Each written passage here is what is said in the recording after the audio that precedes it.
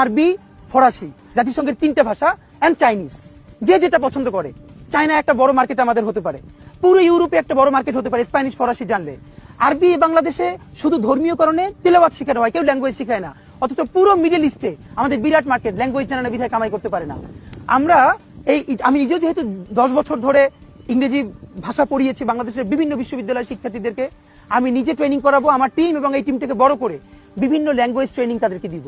এর সাথে আইসিটি কেন্দ্রিক অনেকগুলো ভোকেশনাল ট্রেনিং দিয়ে যাতে অনার্স পড়া অবস্থাতেই সে কি করবে এটার একটা গাইডলাইন পেতে পারে।